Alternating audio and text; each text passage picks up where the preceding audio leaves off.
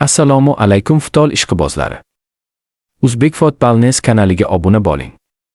Endi esa diqqat qiling, bugun Jahon chempionati qur'a tashlash marosimi yakunlandi va O'zbekiston terma jamoasi o'z guruhidan joy oldi. Bu safar raqiblar juda kuchli, Portugaliya va Kolumbiya.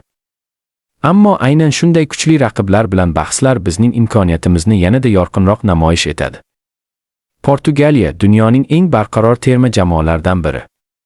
Ular bilan o'yin har doim yuqori sur'at, texnika va tajriba bilan o'tadi. Ammo biz bilamizki, Portugaliyaga qarshi o'yinlarda intizom va taktika hal qiluvchi ahamiyatga ega. O'zbekiston aynan shu jihatlar bilan ajralib turadi. Yosh va jismonan kuchli futbolchilarimiz ularga qarshi munosib o'yin ko'rsatishi mumkin. Kolumbiya esa o'zining agressiv futboli, jismoniy kurashi va tezkor hujumlari bilan mashhur.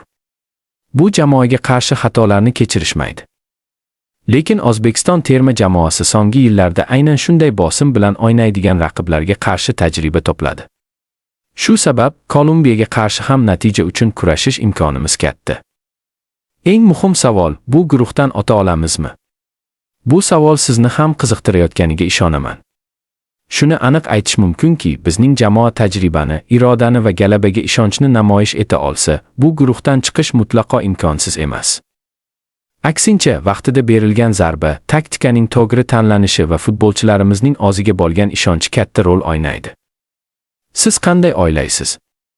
O'zbekiston Portugaliya va Kolumbiya bilan bahslarda qanday natija qaytara oladi? O'z fikringizni izohlarda qoldiring.